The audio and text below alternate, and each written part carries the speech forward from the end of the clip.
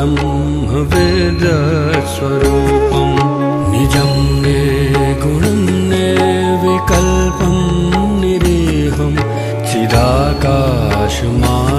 चिदाकाशमाकाशवासं भजेऽहं चिदाकाशमाकाशवासं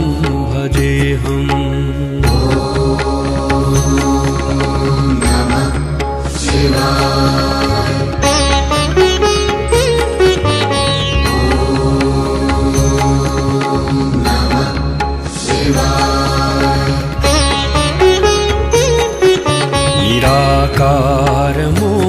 निराकारमोकारमूलं तुरीयं गिराज्ञानगोतीतमीशं गिरीशं करालं महाकाल कालं कृपालं गुणागारसंसारपारं नतोऽहं गुणागारसंसारपारं नतोऽहम्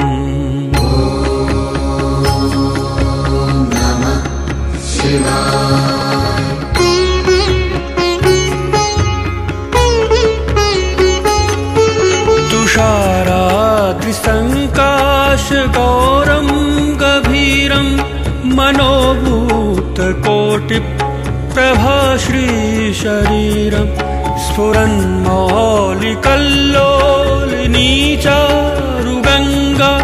लसद्वालबालेन्दुकण्ठे भुजङ्गा लसद्वालबालेन्दुकण्ठे भुजङ्गा चलत्कुण्डलं भ्रू सुनेत्रं विशालं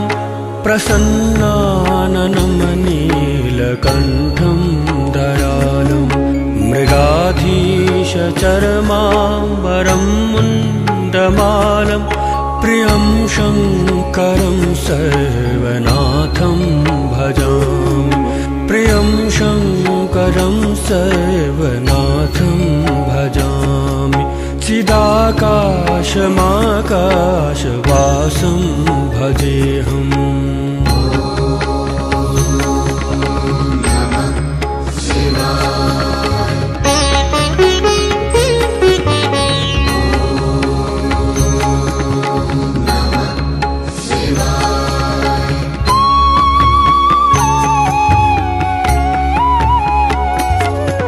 प्रचण्डं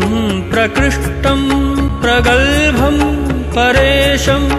अखण्डम् अजं भानुकोटिप्रकाशं त्रयः शूलनिर्मूलनं शूलपाणिं भजेऽहं भवानीपतिं भावगम्यं भजेऽहं भवानीपतिं भावगम्यं कलातीतकल्याणकल्पान्तकारी सदा सज्जनानन्ददाता पुरारी चिदानन्दसन्दोहमोहापहारी प्रसीद प्रसीद प्रभो मन्मथारी प्रसीद प्रसीद प्रभो मन्मथारी चिदाकाशमाकाशवासं भजेऽहम्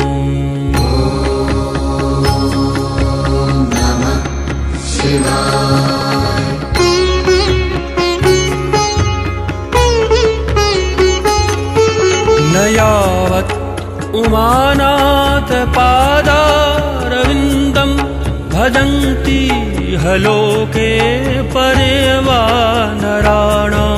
न तावत् सुखं शान्ति सन्तापनाशं प्रसीद प्रभो सर्वभूताधिवासं प्रसीद प्रभो सर्वभूताधिवासं न जानामि योगं जपं नैव पूजां नतोऽहं